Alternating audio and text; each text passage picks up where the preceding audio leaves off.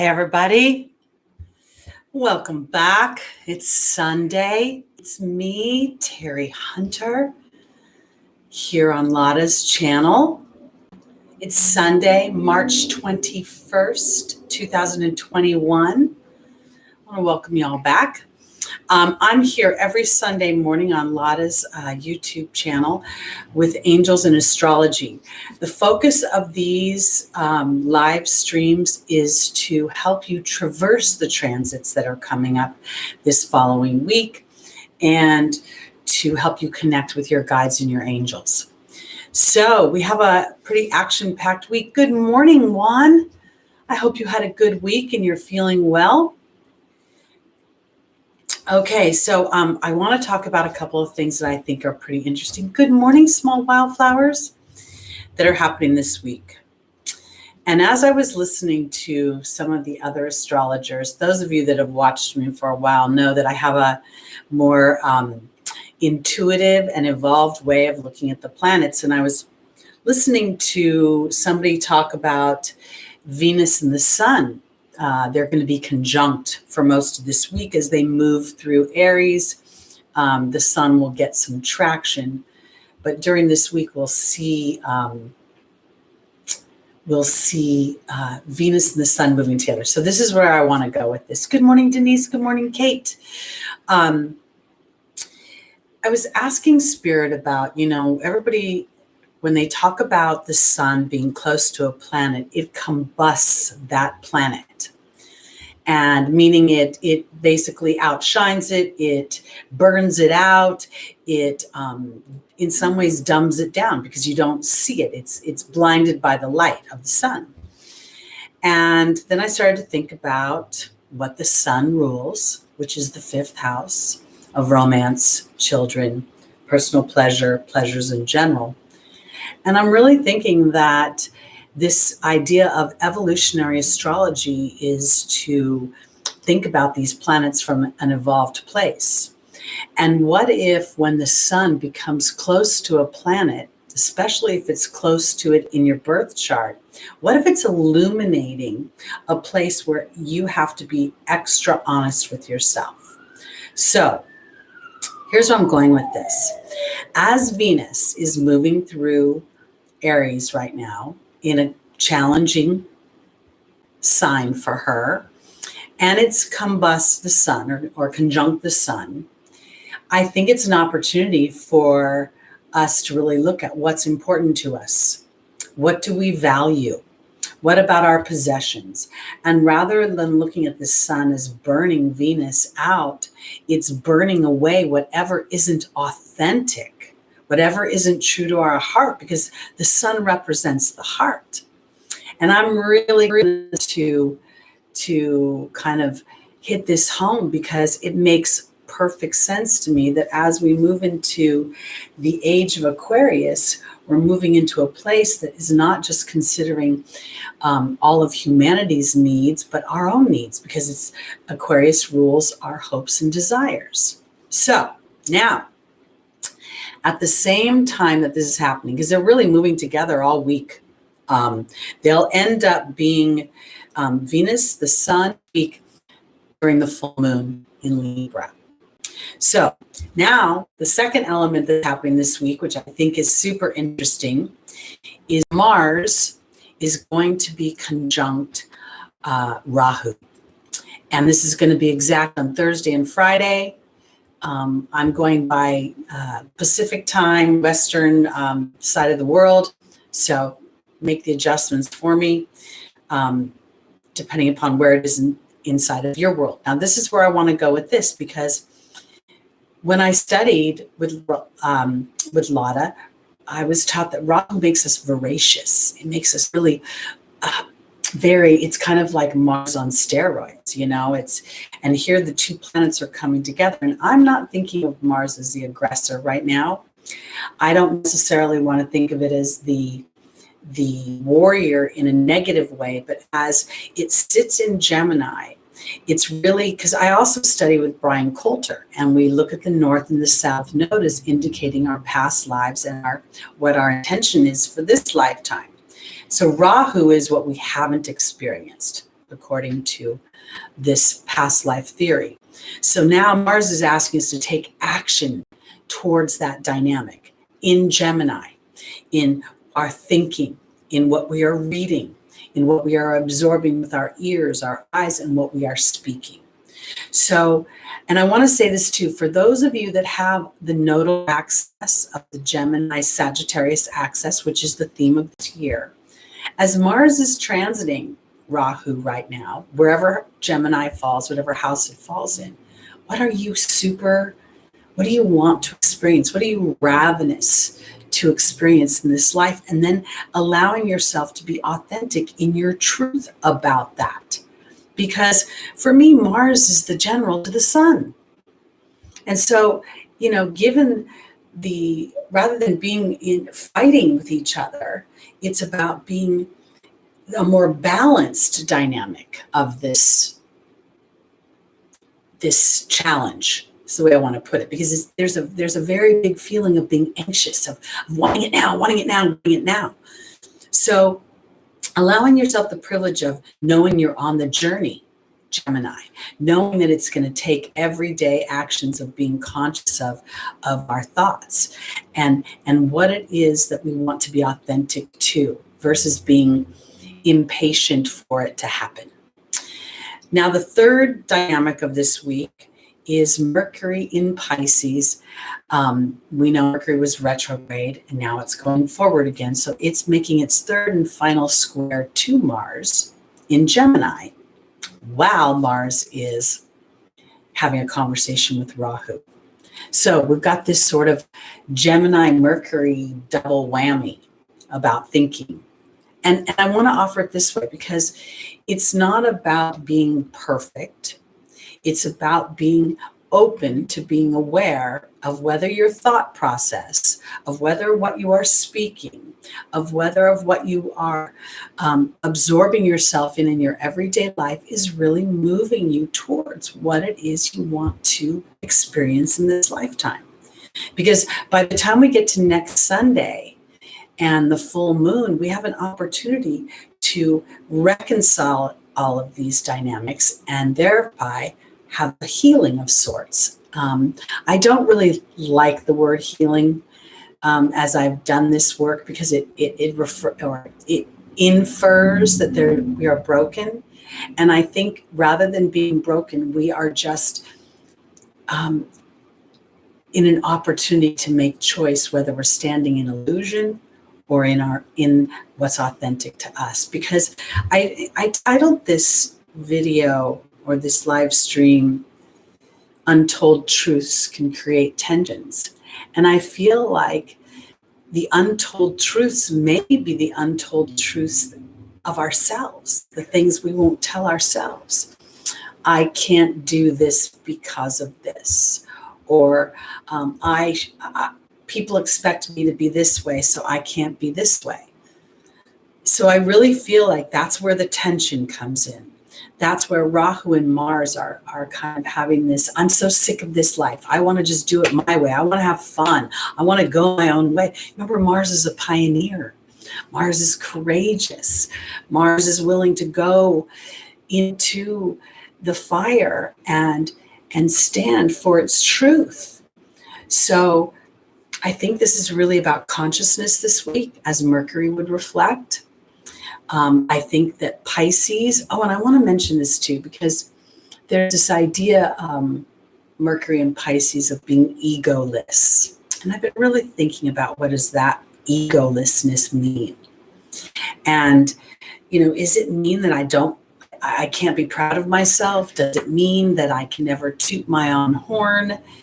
And I felt like Spirit was saying to me this week, no, I think that egolessness is really, does everybody else agree with you? Because if they don't agree with you, does that mean you're wrong? If they don't see your perspective, does that mean your perspective is invalid? These are the tense truths that I think could come up this week, where we have to ask ourselves as individual souls how brave we are to stand in alignment to our deeper truth. And then to put ourselves in situations that support that deeper truth. So that's what I think the themes are this week. Venus in conjunct with the sun is asking me to really, rather than to think that Venus is being dumbed down, I don't want to think that the sun is eclipsing her as much as it's illuminating what is most important to us and our value. And are we willing to take action on that in a loving way? I know that Venus doesn't necessarily appreciate being in Aries because it's considered debilitated, but I think that's because of the harsh aspects of Aries. Doesn't Venus appreciate a strong hero to support her as she stands in her truth? And then as we really look at what Mars and Rahu are offering us as they have this very intimate conversation in Gemini, and look at what house this is. For me, as an Aries rising, it's in my third house of everyday activities, of teaching, writing, speaking, and how I operate there with my teammates, my workmates, my siblings. So look at that. And then finally, again, we have Mercury making its final square to Mars. So what untold truth are you willing to tell yourself that may not be in alignment with the outside world, but is super authentic to you? And do you need the outside world's agreement to take action on that? At least in the way you're thinking about it. So that's where I'm going with all of that. I think it's pretty exciting because to me, it's all about deeper layers of breaking down that Uranus. It's the Uranus Saturn square that's the theme of the year. And, building on the old and allowing for the innovation of the new. So, all right, so we're going to go into our readings. But before we do, I just want to tell you, if I look a little puffy today, I watched 2 episodes of Grey's Anatomy. I had it recorded, and I didn't know DeLuca died. And I bawled my eyeballs out. So I'm sorry if I'm a little puffy today, but every once in a while, these television shows just hit me. So anyway, all right. Okay, here we go. We're going to start with Pisces as we do and work our way forward to see what the angels have to say for traversing the transits this week.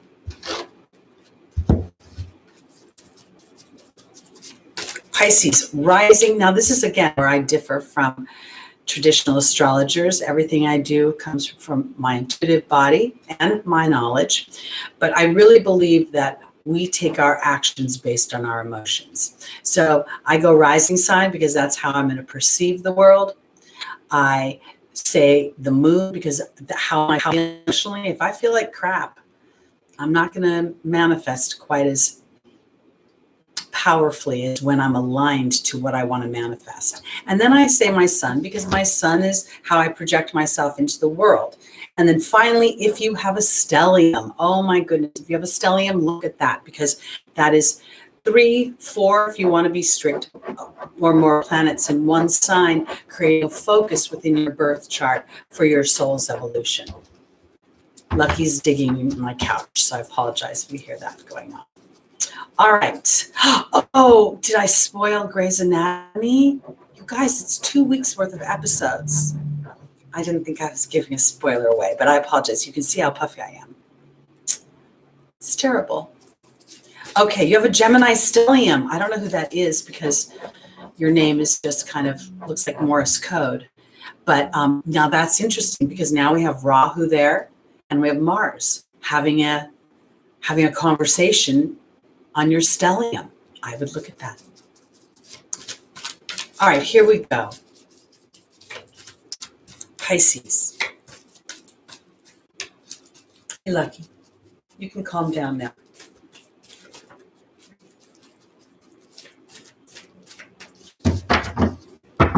All right.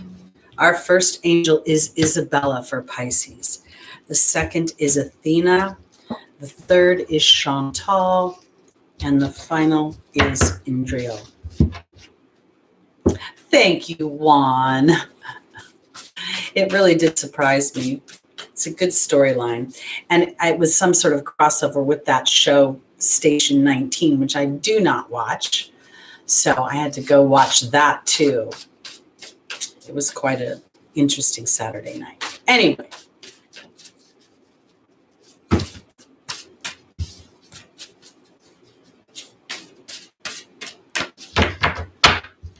Isabella is being joined by the Joy card in the foundational position.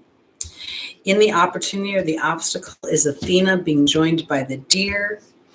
In the Angel's advice is Chantal being joined by the Bee card. And in the final position is Indriel being joined by the Restriction card. Before I go on, someone asked, how do you know if you have a stellium? You're going to go into your birth chart. And if you have 4 or more planets in one sign or house, that is a stellium. And I say 4, that's the strict side of it. Some people will say 3. Okay, so Pisces. Isabella is saying, yes, the timing is right for this new venture. A happy outcome follows your positive expectation. And there is the Joy card.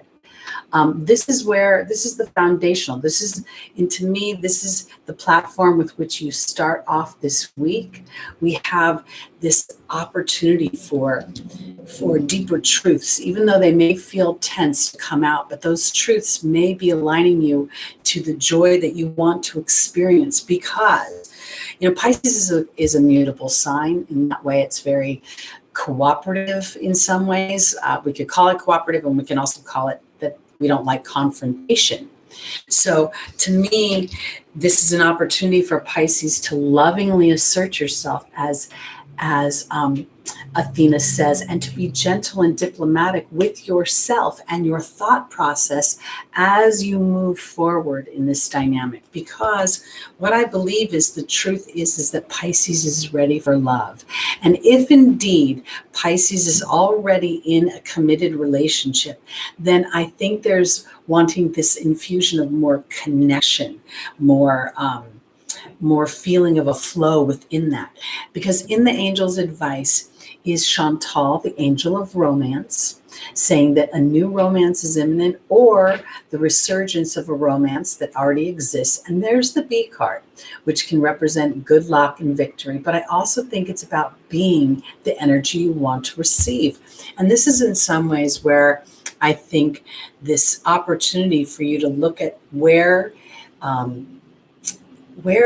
you feel most, because there's a funny feeling of, and you'll see it here in the final position, there's a funny feeling of Pisces having trepidation about expressing their need for that connection. And I don't think it's about expressing it to another human.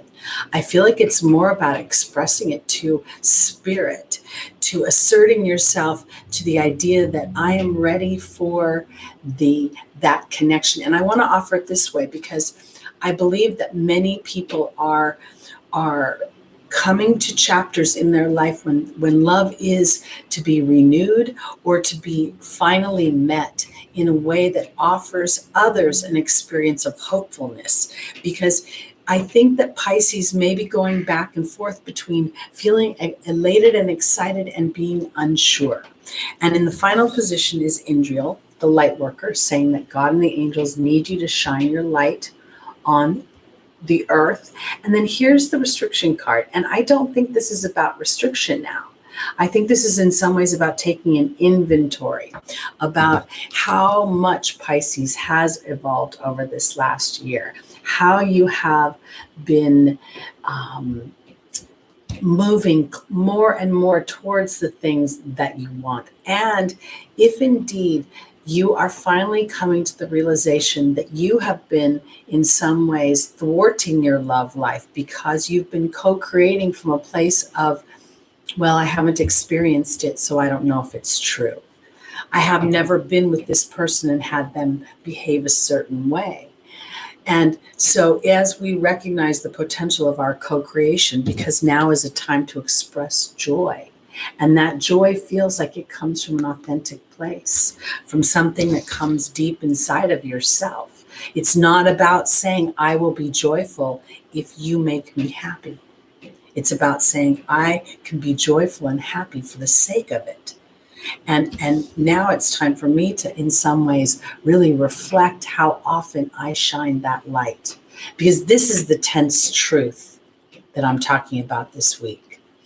This idea that Rahu and Mars are having a conversation in Gemini, the sign of thinking, teaching, writing, speaking, of our, you know, our cooperation with others. You know, it's our teammates, our workmates, our siblings, our school age experiences.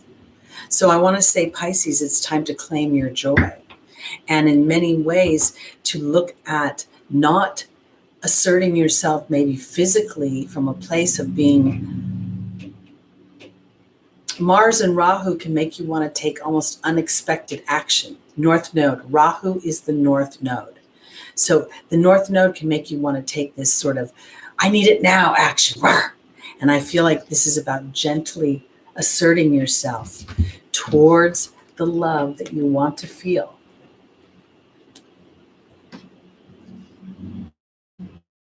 Yes. All right. Let's go on to our Aquarius. Rising Moon, Sun, and stelliums. For those of you that are new here, I go backwards. I start at Pisces and I work my way towards Aries. Everybody start the other way. So for my Libra, Sun likes to do this in balance. Is to the south node? Exactly. And they're always on the same degree. They always work in cooperation in their opposition. And I like to think of it as warrior pose in yoga, because it is only through that tense opposition that you remain balanced in warrior pose in yoga. So it's kind of the opposite of where we've been and where we want to go. All right, here we go. On to our Aquarius, rising moon, sun, stelliums.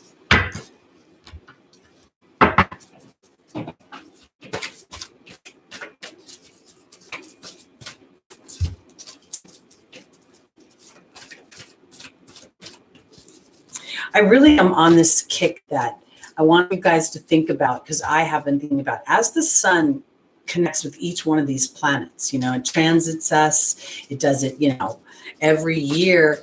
Is the sun really a bully every time?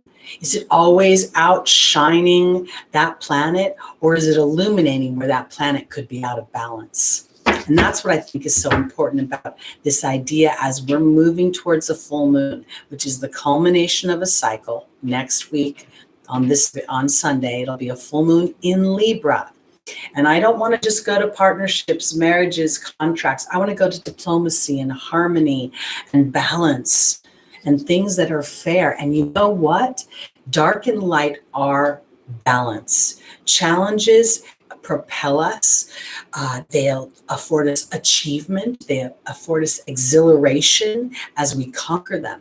So I really think this is about looking this week at this seesaw and looking at how it affords us these different opportunities as we go up and down. Rahu is the north node and Ketu is the south node. It's the ancient names for the moon's nodes. Okay, here we go. Aquarius. Whoop.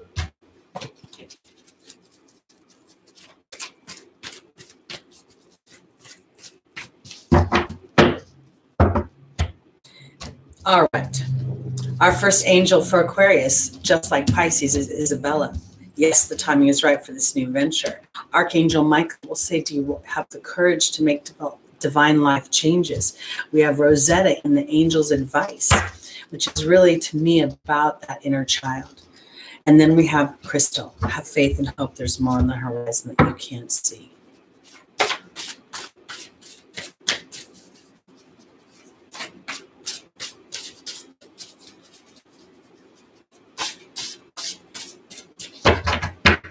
All right.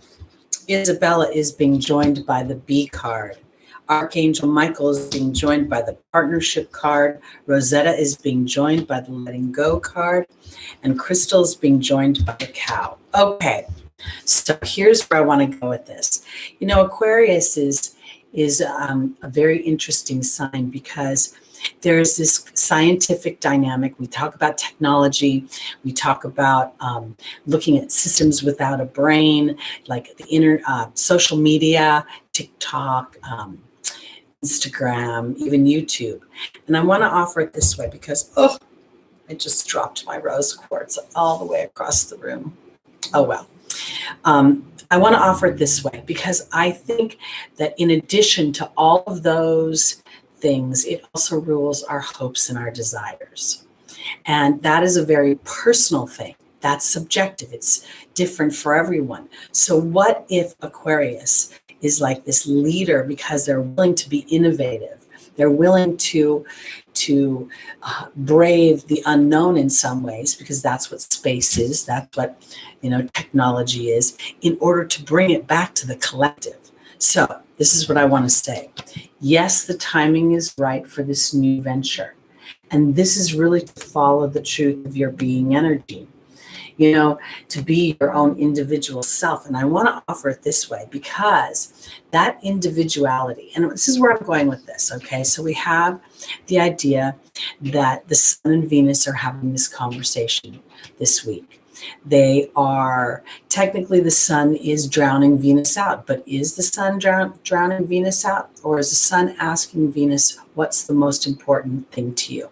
Are you making money because you need money? And is that money just paying your bills, or is it really affording you the freedoms you want?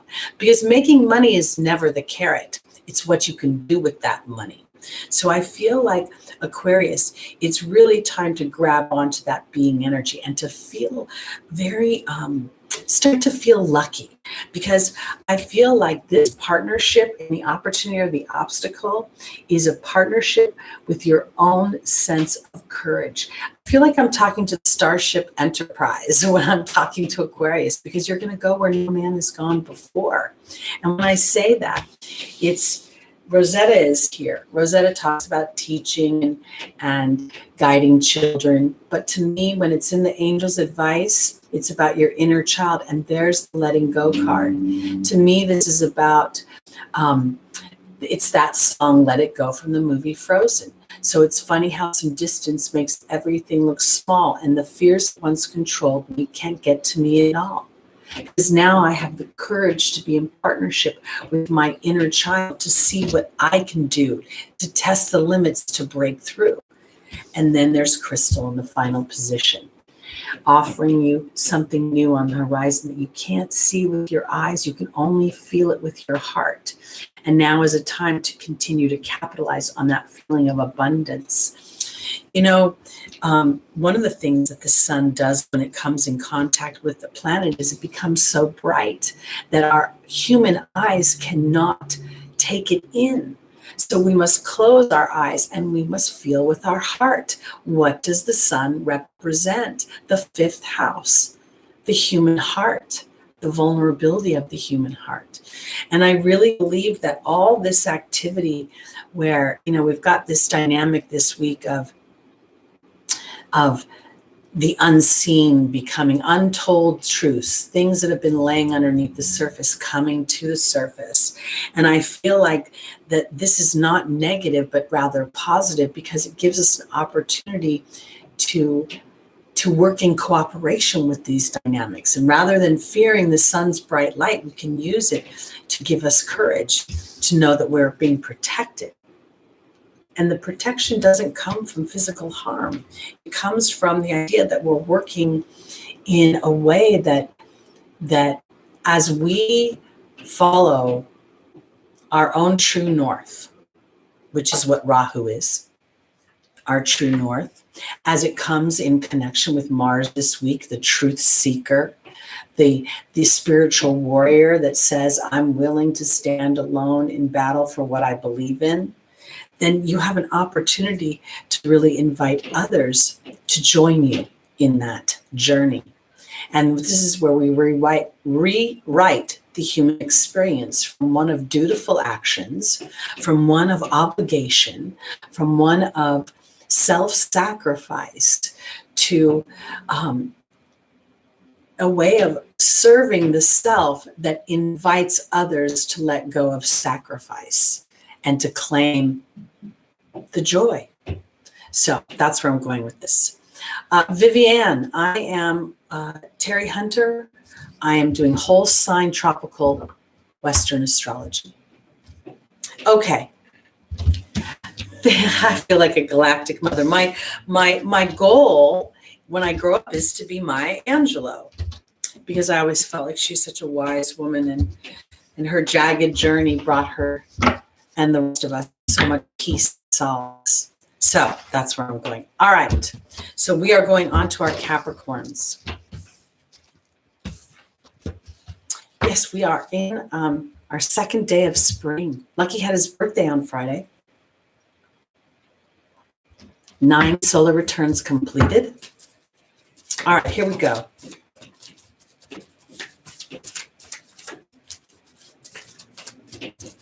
Capricorn, rising moon, sun, and stelliums.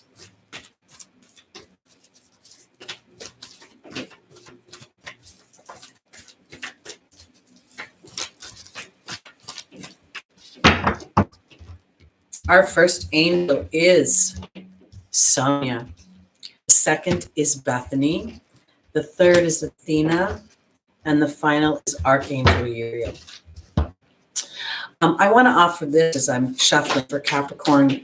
You know, when I talk about some of the higher vibrations, as I interpret these planets to this tribe, I think of us as light workers, as people who have come here with a certain level of consciousness and a willingness to raise that consciousness, to stand and hold space for the most loving vibration on this planet. So when I think of Mars and Rahu in Gemini this week, there could be a lot of very unconscious people who have felt like a pressure cooker was going off, and they may get very cranky, and it may come out in the form of verbal arguments. So as you're walking through your workday, and you know there's that guy that always walks in like David Downer or Debbie Downer. Sorry for David and Debbie out there, but I'm just using the rhythmic sound. Remember, you're a light worker, and try not to engage in a lower vibration, but rather stand in the higher vibrations. All right, Capricorn, Sonia is being joined in the foundational position by the Truth card. Bethany is being joined by the Risk card. Athena is being joined by the Letting Go card. And Archangel Uriel is being joined by the Burden card. Okay, so Capricorn. Sonia represents a deceased loved one, that they're watching over you, letting you know that they're safe and well, happy, and sending love from heaven. I actually feel like this week, these are your guides, Capricorn, as the truth surfaces this week. And the truth, to me, I mean, there's the potential that it could be situational. There could be people who have been lying, and the truth of their lies comes to the surface. And I feel like as the truth surfaces, that it's super important for Capricorn to remember the spiritual side of yourself and to connect with your guides and your angels, because it's going to take rather a Herculean effort, an effort like Hercules, to take care of yourself this week. And there's the Risk card. And I say this because taking care of yourself may be not to have a knee-jerk reaction to something, but rather to allow yourself to sit and percolate on it. And I want to say it this way, because this deeper truth that comes out that may feel shocking may not be as shocking on reflection. It may be something that you've known underneath the surface. It may be your own truth reflected at you, but you didn't want to address that truth because it would create so much challenge for you moving forward. Because in the angel's advice is Athena, again, asking you to lovingly assert yourself. And now there's the Letting Go card. And to me, this is really asserting yourself to walk away from your natural propensity to fear an outcome, to contemplate the worst possible scenario and the terrible price that you will pay. No one else will pay it, you will pay, because it's really time to risk taking care of yourself. Because what's happening potentially is there's a deep, that deep truth may be a resentment that you're having for carrying most of the load, or for people not acknowledging you and your truth. You know, Capricorn has the stoic energy of Saturn attached to it. It has a dutifulness attached to it. And the transformed Saturn is asking for those ruled by Saturn to work hard at what they love, to start to think that it is egoless to put your own needs first, because that invitation to others makes them happy as they walk through the world. And when we walk through the world happy, we're less likely to poke our fingers at other people and judge them. So this week, it may be hard as these dynamics come up. You know, we're going to culminate this week with Chiron, the Sun and Venus, all meeting at 8 degrees Aries in a full moon. And Chiron is the wounded healer. So you may find yourself addressing an old issue, but having an opportunity to address it in a way from a much higher vibration. And to lovingly asserting yourself to saying, you know what? I'm not going to address that. I'm going to let it sit where it belongs, in the rear view mirror, because there's nothing I can do about it. It is what it is. And that's something that I got to tell you, my Aries rising didn't like it, and my Taurus moon really fought it forever and a day. I kept thinking if I looked at it, if I picked at it, I'd be able to fix it and I'd be able to change it. The only way I could change it is to move myself in a direction that brings more joy. So this week, you may feel yourself frustrated, Capricorn, especially if you have a Capricorn stellium, because you're really going to be annoyed by the injustice, I think, of it. And at the same time, I think as you turn your attention towards what you believe is just for you, you will feel more peace about it. And this full moon can really bring you a culmination of something that wasn't serving you. All right, let's go on to our Sagittarius, rising moon, sun, and stelliums.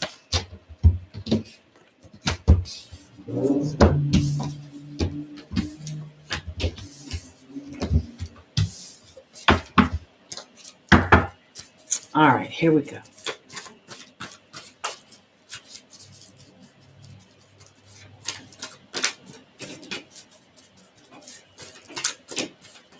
We're going on to Sagittarius, heading our way towards Aries. We go rising, moon, sun, and stelliums. And I say moon second because I believe that while our emotions are subjective, we take our actions based on our emotions. And if we feel crappy, we don't manifest very powerfully.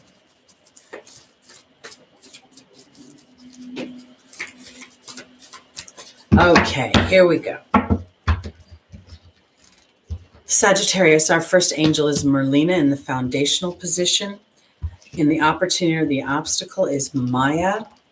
In the angel's advice is Archangel Michael. And in the final position is Archangel Raphael.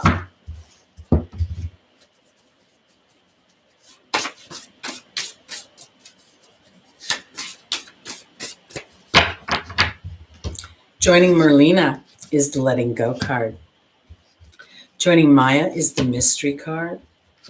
Joining Archangel Michael is the butterfly, and joining Archangel Raphael is the spider. Merlina talks about being confused and indecisive and needing to do more research. And then we have the letting go card. And it's interesting to me because I'm not really getting so much indecisiveness as I'm getting the idea that whatever fears you want to walk away from, this is the letting go card, okay? I'm sorry, the letting go card. It's funny how some distance makes everything look small, and the fears that once controlled me can't get to me at all. I feel like Merlina is saying that you may have trepidation, Sagittarius, about moving away from something and someone that is not serving you. And you may worry about the ripple effect of it. Because to me, I don't know that I feel like this is, it feels more like I'm contemplating other people's reactions.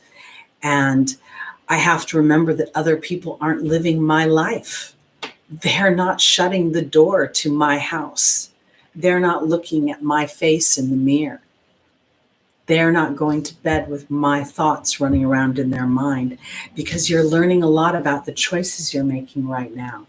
And it's time to make choices based on courage and the evolution of where you want to go. This is Maya, the card of schooling and education, and there's the choices card.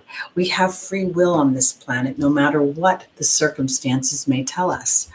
And while asserting that free will may send other people into a place of feeling like we've dissed them, it gives them opportunities to make choices as well. And oftentimes, if we look throughout history, there's been some sort of weird cooperation of imbalance on this planet. It's like, I'll stay imbalanced if you stay imbalanced, and then we'll create a program called Al-Anon or other such programs where we enable others to be their lower selves. So as angels ask us to have courage and to know that Archangel Michael is with us, to call upon our guides and our angels as we make choices, because we have an opportunity to experience a resolution, a reconciliation, and some may call it a healing, as Chiron, Venus, and the sun come together. And this is an opportunity for Sagittarius to have this really stick. So I want to put it this way, because as the week progresses, there is this very strong feeling that there could be disruptive energies, tensions, arguments, as Mars and Rahu, aka the North Node, come together in Gemini, the sign of communications. And these truths that bubble up may bubble up in ways that were not expected. It's almost as if you get so pissed off, you say something you would never have normally said, but it needs to be said.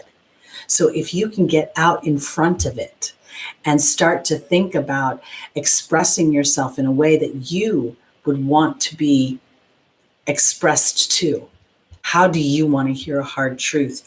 Because I think that's where the healing could come in, where there's the potential that there is somebody on the other side that recognizes imbalance within themselves. And if I don't come at them with my guns blaring and my sword pulled out, that they could be more open and willing to hear what I have to say in a way that makes them want to walk towards me. Because I believe that this is also a partnership card. So that's where I'm going with this. I think that Sagittarius has an opportunity to look where fear has made them feel indecisive, fear of another's reaction, and that my own choices have potentially created or contributed to more fear. And now, as I'm brave to see the beauty of that situation, that fear has the potential to actually empower me.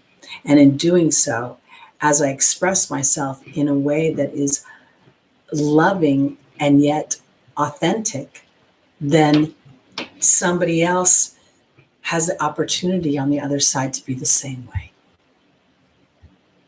That's where I'm going with that. All right, let's go on to our Scorpios.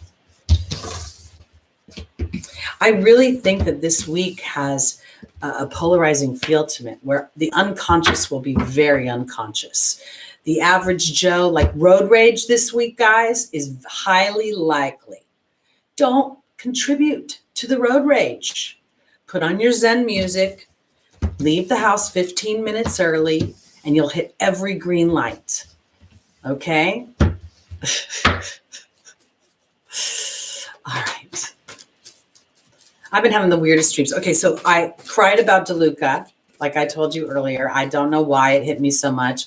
I save these Grey's Anatomies. I don't watch them every week. I save them up and then I binge on them. And I dreamt about DeLuca last night, like the whole night in my sleep, like dreaming about this whole thing. It's crazy. All right. We are on Scorpio now, headed towards Aries. All right, Scorpio. Fiona is here in the foundational position. In the opportunity or the obstacle is Oceana. Bridget is in the angel's advice. And Isabella is in the final position. Welcome, Stephen. You just missed Sagittarius. We are on Scorpio now.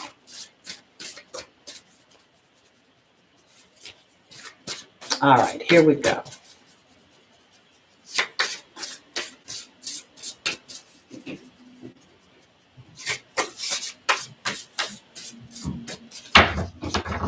Okay, joining Fiona in the foundational position for our Scorpios is the Queen. Joining Oceana in the obstacle or the opportunity is the communications card. Joining Bridget in the angel's advice is the butterfly. And joining Isabella in the foundational, or in the final position is the water fairy. Matlockization, you did miss Sag. We just did Sag. We're on Scorpio now. Okay. The Queen represents fertile energy. It can represent female energy. I don't want to negate that. But when we're talking to such a large group, I don't want to exclude men, the gender of men, from that. It's a receptive energy. I feel as if when I look at the Queen, she represents the law of allowing. If you are familiar with Esther Hicks and the laws of attraction, we start off with the law of attraction. And then the second part of that is the law of allowing. And so now I feel like for my Scorpios, it's time to dig deep and to sit back with your arms open, authentically telling Spirit what it is you want to experience. Your ancient ruler Mars is meeting Rahu in Gemini this whole week, having a very, very loud conversation. They're like two,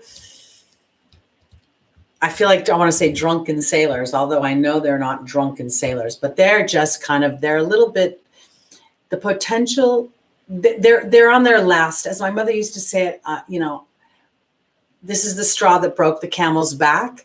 So they're there because they want to move forward with what they want to experience in this lifetime. So where is this transit happening? Where is Gemini in your chart? Is it your 9th house? Is it your 7th house? Is it your 3rd house? Because wherever it is, being authentic about what you want to experience and then telling Spirit, you sit with open arms.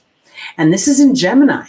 So you may think about this in a way, Scorpio, trying to strategize, get it done, figure out how you can make it happen. The only way you can make it happen is to sit back comfortably and relax and to muse about how it will feel. Because in your opportunity, your obstacle is here, the communications card, and Oceana asking you to take action. But this is Oceana. This action is more on an emotional level.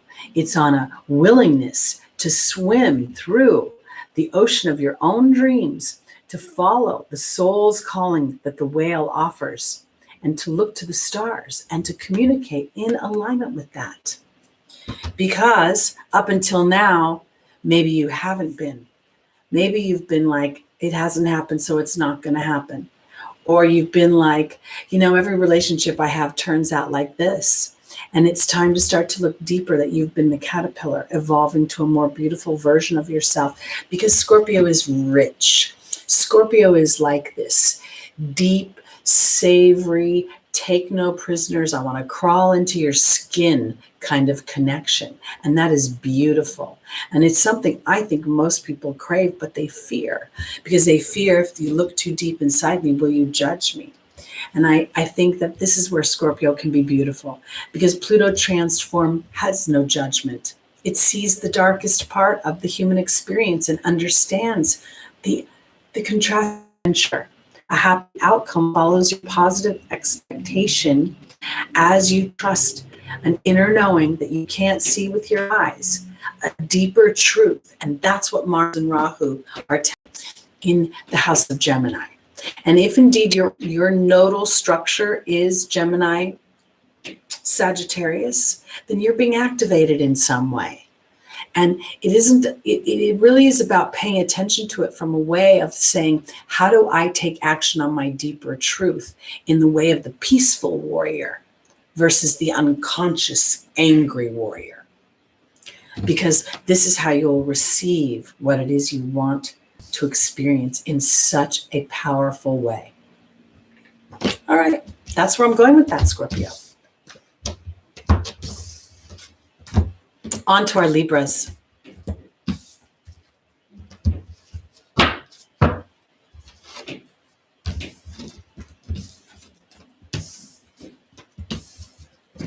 Okay. Libra rising, moon, sun, and stelliums.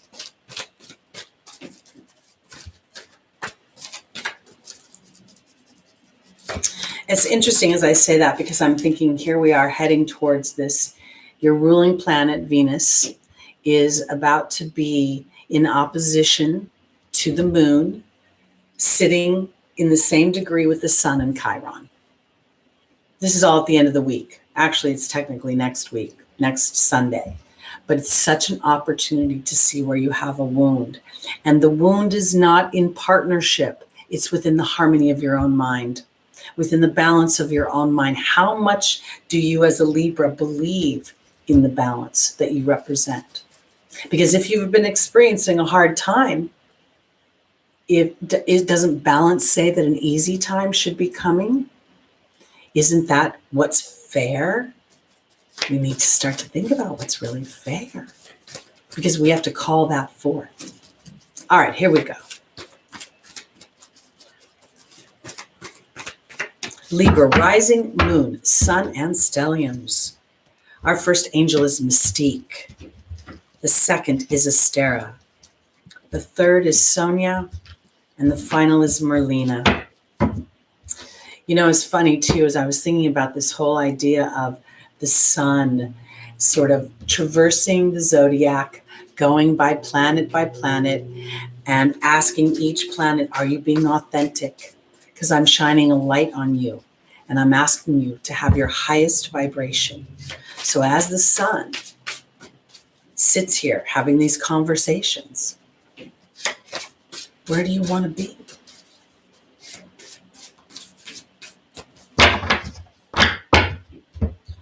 Mystique is being joined by the Fire Fairy. Astera is being joined by the Focus card. Sonia is being joined by the Lady of the Lake.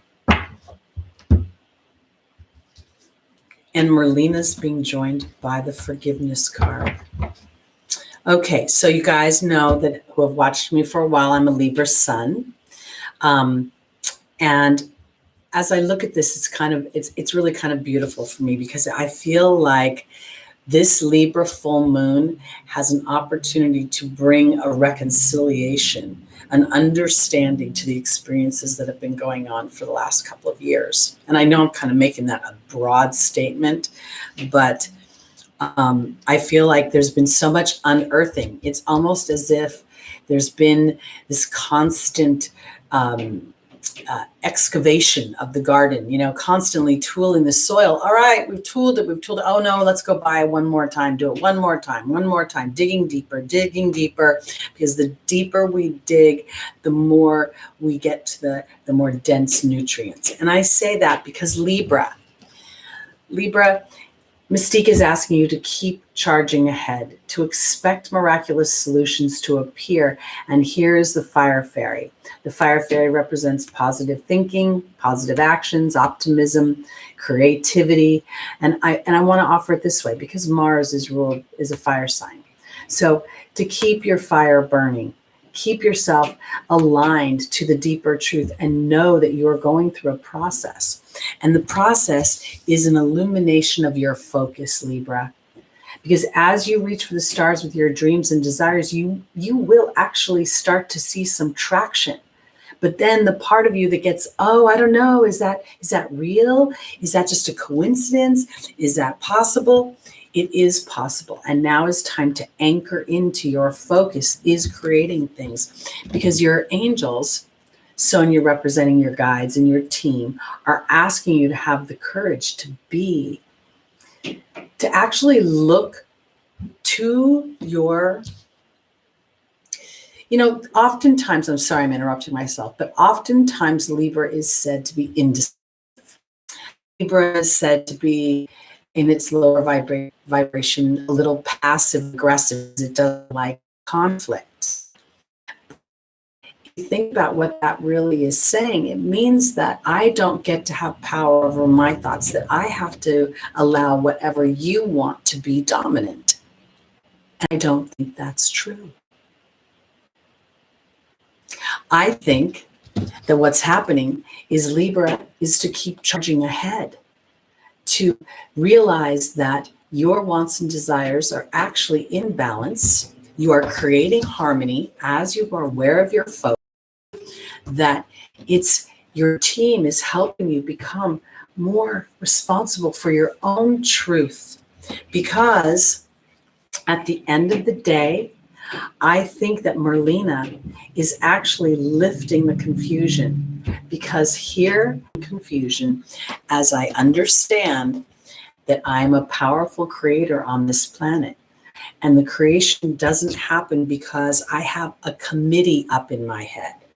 There's a part of me that has to allow for my own wants and desires to step forward so that I can set an example of what balance really looks like. Because balance is never really about making other people happy. It's kind of about making myself happy, which offers them an invitation to make themselves happy.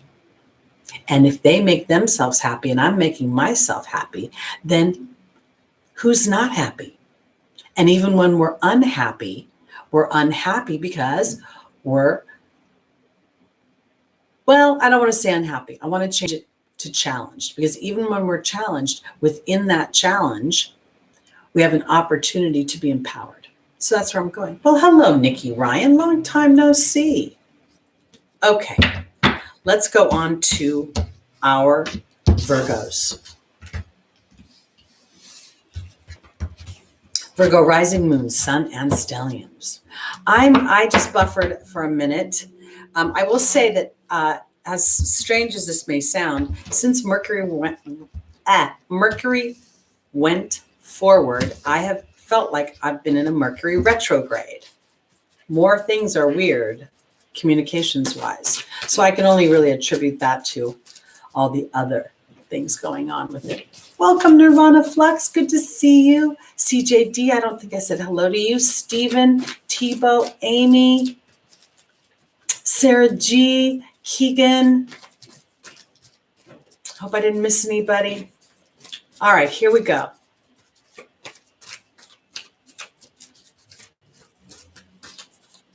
Virgo, rising, moon, sun, and stelliums. Hi, Cushy, or Cushy. 14 Ree. All right, Virgo, Serafina is here. I'm sorry, Serena, the angel of abundance. Then we have Merlina in the opportunity or the obstacle. We have Athena in the angel's advice. And we have Isabella in the final position. Here we go. Rock and roll.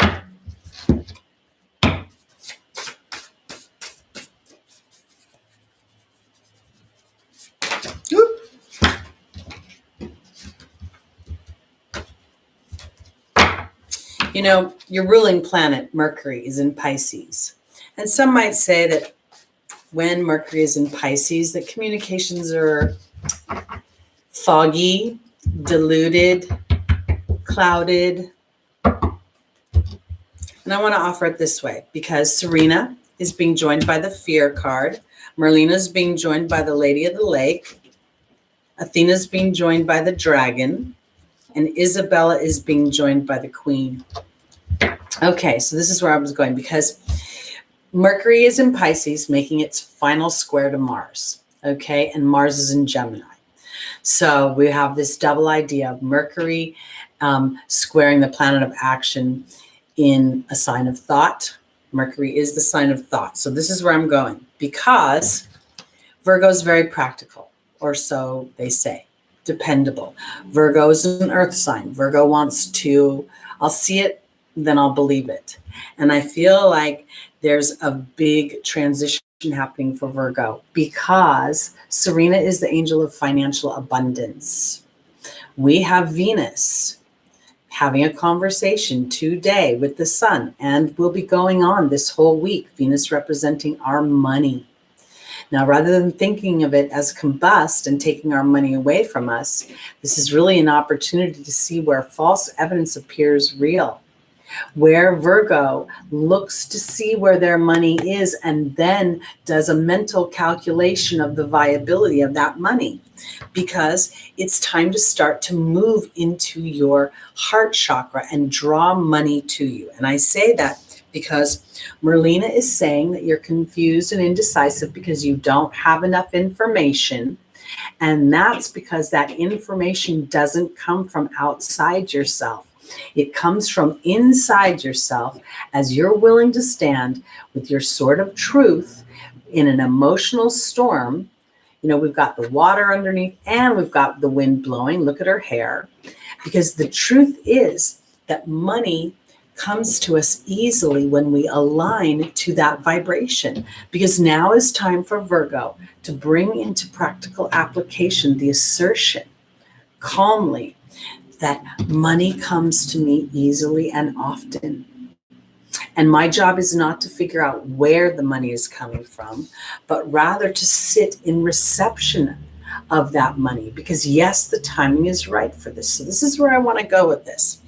Because Virgo is a sign of hard work, the sign of slavery, the house of slavery, the house of work, the house of pets, the house of service to others.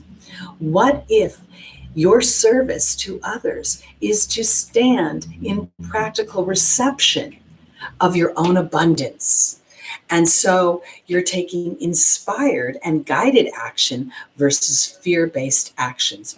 I had a client yesterday pose a question to me. And when I asked Spirit, they gave me this response: action diminishes fear. Fear-based actions do not. So I want to say that for Virgo. I feel like you have an opportunity to be empowered by fear as you sit in calm reception. Serena her eyes are closed. Her whole body language is calm. The Queen is calm. And the timing is right for this, to transform fear. The human doesn't understand how powerful fear is to abundance, how fear is something that is a key component to feeling achievement, to feeling exhilaration, to feeling the tail wag, enjoying life's journey. Anybody ever watch a singing competition? You watch those people scared to death, and then they triumph. There's nothing like it. So that's where I'm going with my Virgos. You're learning practicality from a whole new place, a place that comes from your heart. And in doing so, you're of greater service to those around you. All right, let's go on to I think I messed up. Don't know, we'll find out soon enough. I think I put an angel card. I did. Okay. All right, to our Leos. Here we go, Leo, rising sun, moon, and stelliums.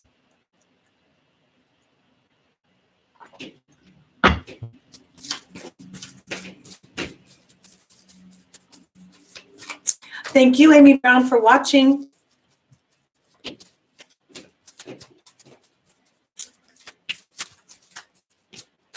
I want to offer this because I just saw Amy had written something about fear. She says, I've lived in fear of everything. I want to offer this. If you're walking through this week and there is some tense aspects, Mars and Rahu to the unconscious could make people extremely aggressive, extremely impatient, kind of over it. And I feel like if you ask yourself, what does fear have to give me? What gift does it have to offer me? Because I found that sometimes when I ask myself the hard questions, what am I pretending not to know? Does fear really want to throw me under the bus? Or is fear neutral? Does fear have preference? Probably not. Fear is a crossroads. All right, here we go. Leo, again, rising moon, sun and stelliums. Here we go. Our first angel is Bridget. The second is Merlina. The third is Rosetta. And the final is Chantal.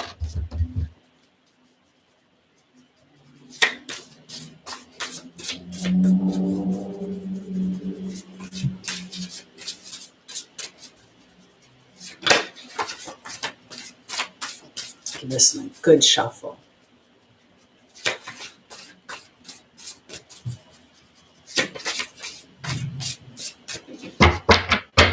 All right. Bridget is being joined by the Fire Fairy. Merlina's being joined by the Truth. Rosetta's being joined by Love.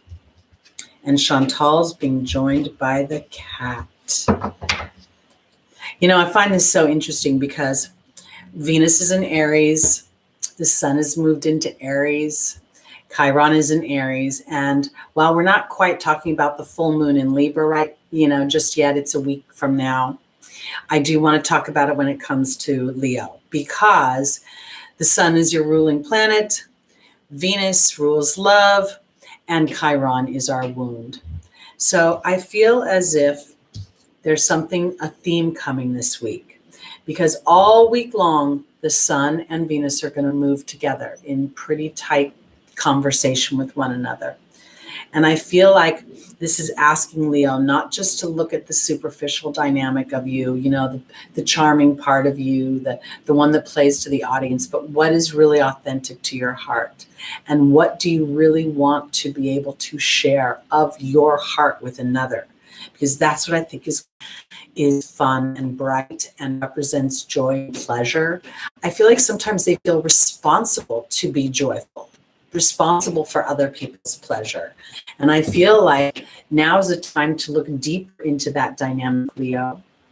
And I say that because it's not just about, because if you're truly enjoying making other people happy, well, great. But if there's some sort of obligation or some sort of heaviness attached to it, if you're feeling like you have to sort of drag things along, other people along, it's time to look deep that and to allow yourself new inspired thoughts and actions, because in the opportunity or the obstacle, and this week we're talking about truths coming to the surface, there is a truth here, and you may be confused by your own truth because it is in conflict to the truth of others. And I say that because I have Rosetta and the Love card and the Angel's Advice. And I do think that, we're going into spring. Spring is at least in the Western. I'm sorry for those of you that are on the Eastern side of the globe, you're going into fall. So I don't want to leave you out. But here in the West, we're going into spring and love is in the air. And there's a part of me that feels like there could be Leos that have been like, well, you know what? It just hasn't been possible. The dynamics of the world aren't favorable. My relationship in and of itself is not favorable. And now it's time to shift that thought around. Now it's time to allow, whatever Mercury is bringing up for you in Pisces, whatever was hidden, whatever was sitting beneath the surface, whatever was in isolation, your thoughts in isolation. And now that they're coming up, rather than making them scary, feel like it's actually about liberating yourself. That's the way I want to put it, because in the opportunity, the obstacle is the truth. There's confusion around it, but in the Angel's Advice, there's an opportunity to learn something about love from your inner child. And in many ways, what the human doesn't understand is that true love is not about how much somebody loves us, but how much we love ourselves, and doing so, giving ourselves permission to let somebody else love themselves too. It's weird because oftentimes we inadvertently feel like our partners or potential partners, as they evolve through life, it can feel like it threatens us. If their life changes, will my life change? There's something very interesting here about Leo, letting Leo be Leo, but also letting other people be Leo-like. And when I say that, I mean it, letting your partners, letting your peeps, your other people take center stage, and to really look at where you have maybe held them small, I guess is the way I want to put it. Maybe you're concerned about their reaction, so you haven't allowed the robustness, the fullness of whatever your desires are to come to the surface. Because I don't want to say that I feel like Leo is hiding from love at all. But it feels like there's an elevation coming. That's the way I want to put it. All right, let's go on to our Cancers.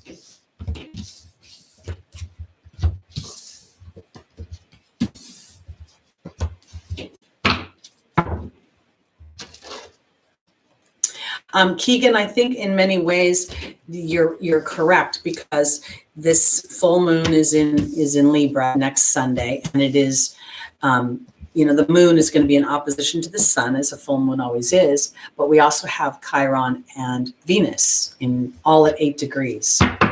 So this is very much, the number 8 is a number of abundance. So as we allow that illumination of the full moon to bring a reconciliation, which is the understanding. It's not necessarily about two things coming together. To me, it's about the understanding of something so that I can then move past it. Because I've turned it into a tool. I've reconciled something. It's made sense to me. I've not just been a victim to it. All right, let's go on to our Cancers.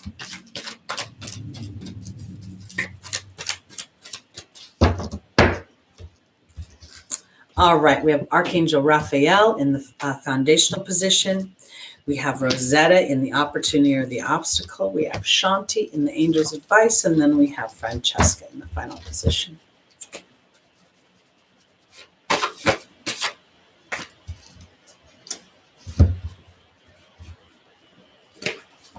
All right, we have the birth and the rebirth card joining Archangel Raphael.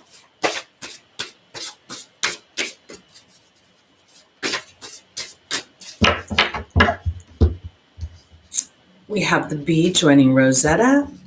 We have Shanti joining the earth fairy. And we have Francesca being joined by the wind fairy. All right, so Cancer, here we go. Archangel Raphael is being joined by the birth and the rebirth card. And I believe that this has to do with an epiphany. We see Archangel Raphael with his arms wide open, but there's this huge white light coming out of the crown of his head. And I feel like this is where the truth comes. I feel like here we're talking about Mars is a truth seeker. Mars steps out into territories that are unknown bravely and has the courage to move towards what's authentic to Mars. And Rahu is that and more. So this week we have this dynamic of this wanting to move forward so much. So the yearnings will be so almost, there's a certain almost desperation, this feeling of like, if I don't move forward, I'm going to die. And I feel like this for Cancer, this moving forward idea is really allowing yourself to feel a sense of love and comfort and support from those around you. The bee card is about sweet luck. It's about victory. And there's Rosetta. And I want to say this because I feel like this victory comes from connecting with those that you love. I could go to the inner child, but for some reason it's not playing out that way. It's feeling very much like the angel's advice is showing me Shanti, the angel of peace. And then we have the earth fairy. And I feel like for my Cancers, there's a sense of feeling like you are being able to connect with those that you love, those that it may even be over Zoom, it may be over in person. I just saw on the news last night that they are reducing the social distancing here from 6 feet to 3 feet. So that might be part of this feeling of things are opening up. When it comes to Cancer, I know there are certain professional things that you want to endeavor, but there's also this feeling of really connecting with my people. my friends, my loved ones, my family, the people that fill my heart. Because in the final position, this epiphany, this rebirth that is being offered to you comes from your ability to analyze where your focus has been and recognize that you may have been focusing on more of the challenges than you were focusing on the opportunities. And believe me, these opportunities have been hard to see. They've been masked through all of this aggression, I want to say. We've been living in a very aggressive environment, a very hostile and intolerant environment. And the intolerance is kind of funny because people are so intolerant of the imbalance. So I think when I'm looking at Cancer, there is this opportunity for there to be more peace coming from inside of you, this emotional peace as you walk through this week and you are able to really illuminate what has been serving you, what hasn't been serving you in the way of your thinking process, and then being gentle with yourself as you just acknowledge it. That's all. I tend to think this doesn't really work for me. Thank you, Spirit, for giving me new thoughts. Thank you for helping me root into an alignment with where I was happening in your house, people.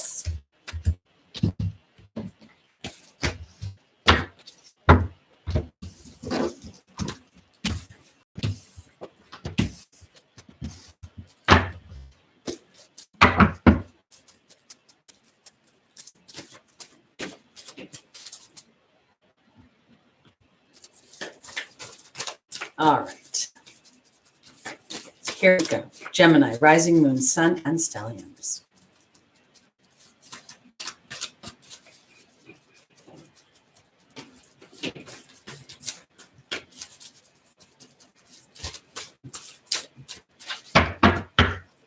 All right. Gemini, our first angel is Crystal. The second is Indriel. The third is Rochelle. And the final is Mystique.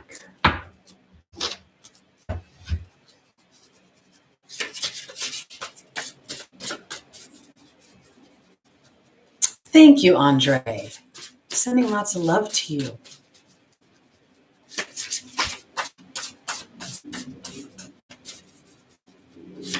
Here we go. Woo! Gemini.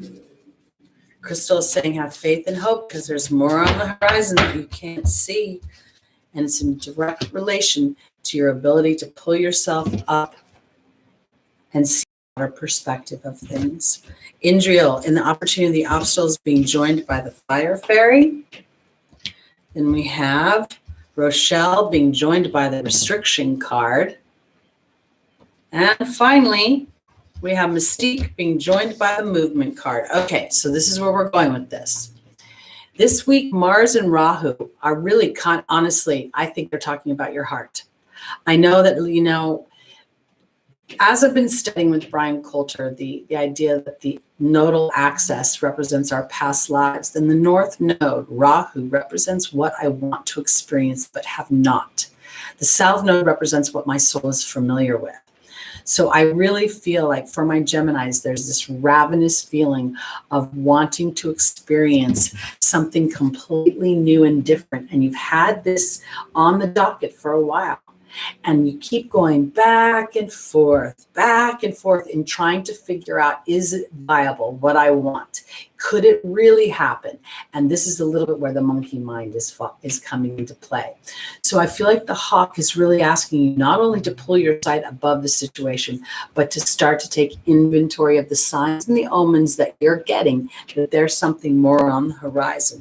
Because in your opportunity and or your obstacle is evidence. Right here, the fire fairy is saying it's okay to be optimistic. It's time to take creative action and allow for this illumination where you're actually bringing things together. This idea of being the twins, this idea of looking at both sides of a situation, very Libra-like, and yet there's a bit of this idea of Mars and Rahu making your mind go a little, so it may run loose and a loop. And this is where you go back to your heart. The challenge is to take the pause and go into your heart and not ask yourself whether it's viable because you've seen it in your everyday world, because things are happening and you just don't know it. There's the movement card, and there's Mystique saying that things are happening in a way that are lining up, but you're still in process. You're still coming out of the dark and headed into the light. So I want to offer it this way, because this whole year, the main theme of this year is the square between Uranus and Saturn, the old and the new. And this is not about demoing, all the way, this is not a complete demolition. This is taking it down to the studs and then reworking the framework of your own life to serve your own evolution. And this is about, rather than fighting with your mind and feeling like, oh my God, because Pisces is, Mercury is still in Pisces. The waters are still blurry. I'm still feeling confused. That's why you have to go into your heart. You have to go into the heart so that when the square, this third square with Mars, is not about, tanking you. Oh, I don't see what's happening, so Mars is going to poke me with its sword. It's the opposite. It's like, I can't see with my eyes because I have to be able to feel it with my heart, and that will lead my actions. That's where I'm going. So there's a process going on. And if indeed some of the things that you have not that you've wanted to experience, whether they be career-wise, love-wise, a sense of freedom of movement around in the world, these things are coming back online, and they're being activated in such a way that your joy will serve to invite others to step into their highest vibration for joy. That's where I'm going. Let's go on to Taurus, rising moon, sun, and stelliums. And I believe Uranus is at 8 degrees right now and will continue to be at 8 degrees. So next week, even though Uranus is in Taurus and it won't be at 8 degrees Aries, it's in a conversation. 8 degrees to 8 degrees. I forget the name of it. It's like a tungs. Sorry. Those multi-syllable words are so challenging. All right, here we go.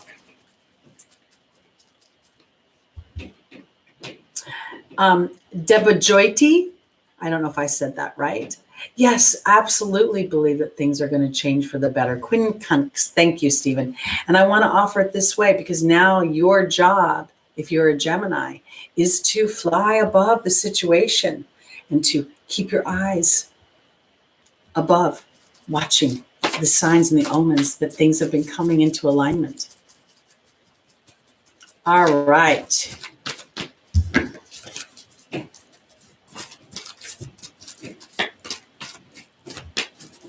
Taurus, rising moon, sun, and stelliums.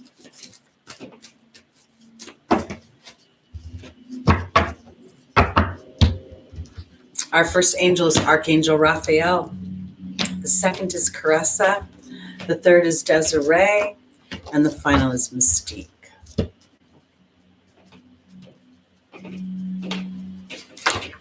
Ooh.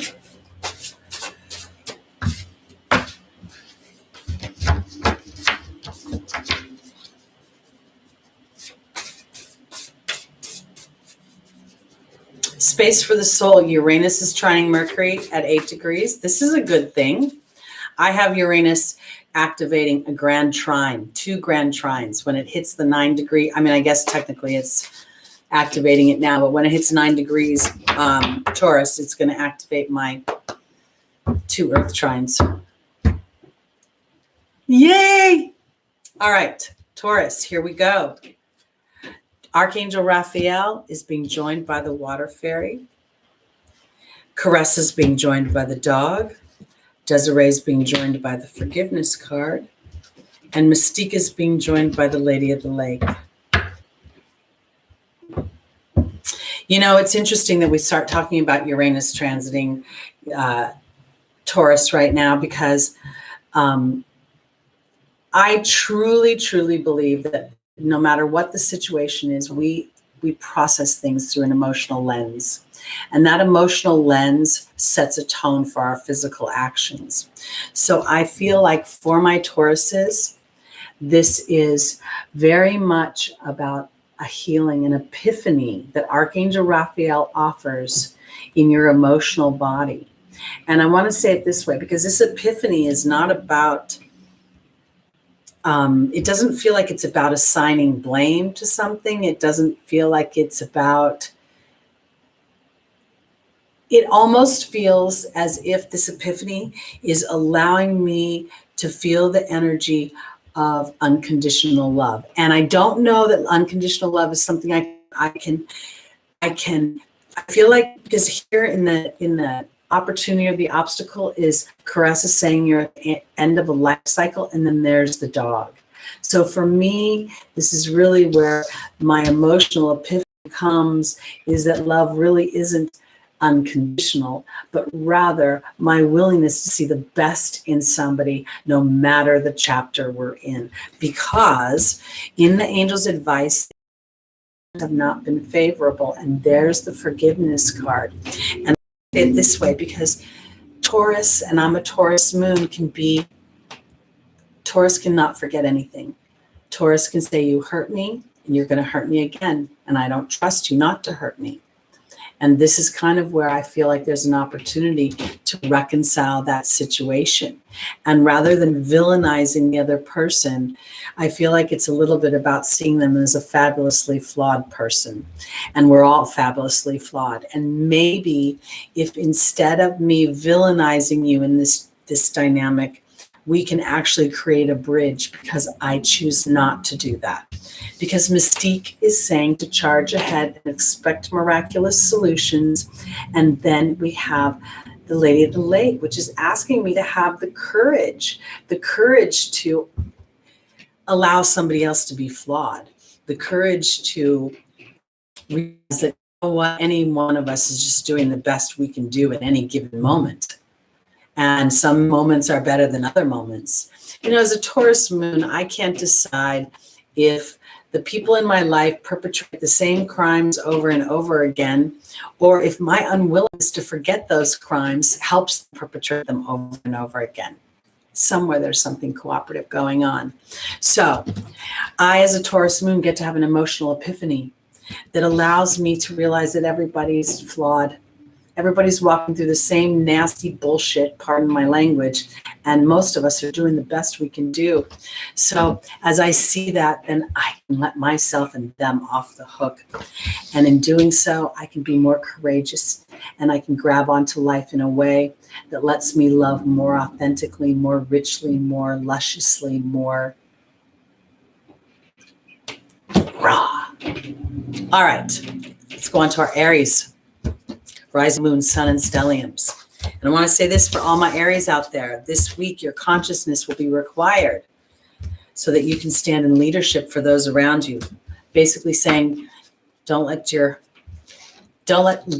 unconsciousness get the best of you, because there is tension in the air and hidden truths. And some of those truths may have appeared to be hidden, or they may have wanted to stay hidden, and they're not.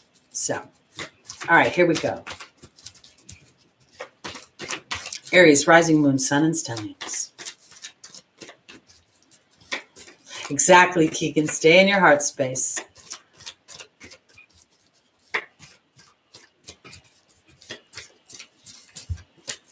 All right. Our first angel for Aries is Archangel Gabriel, the angel of communications. Our second is Caressa in the opportunity, the obstacle. The third is Mystique in the angel's advice. And the final is Archangel Raphael.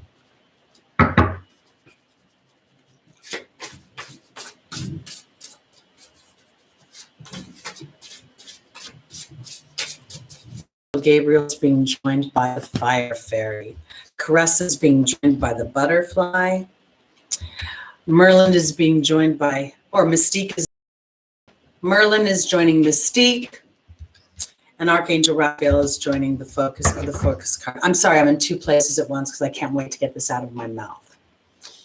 Archangel Gabriel refers to communications We have this whole Mars Rahu conversation happening in Gemini of our everyday activities. And I want to offer it this way because my little fire ruled Aries, I feel like this is a week of standing in leadership. Okay. And there's going to be plenty of Aries out there that don't even know that they're ruled by Aries, and they're going to be running around. So your job as part of a tribe of conscious creators is to be aware of your communications. And I want to offer it this way because I feel like it's actually an opportunity for Aries to express their deepest truth assertively and have it land in a way that is beautiful. Have it land in a way that somebody says, thank you for saying that. I can hear that. I can take that in and I can own that about myself because you're not villainizing them. It's more about a relatability. So here in the opportunity of the obstacle, as you communicate from a place of optimism, from a place of relatability, you have an opportunity to end a chapter. And that chapter could be a chapter where others or yourself feel too harsh. And now you see the beauty of who and what you are. Because Mystique and Merlin are saying magic is in the air as you continue to charge ahead. And I want to say it this way, because when we express ourselves in a way where first we don't let the pressure cooker get to the point where we're ready to explode, and we also contemplate, how would I receive this communication? Let's say you want to say to somebody, I don't feel good in your presence. Being around you doesn't make me feel good. How do you want to say that? Because there's a way of saying it where you can engage them and their compassion for how you feel, or you could just be a good old Aries and stab them with your sword and shoot them with your gun and bang, bang, they're dead.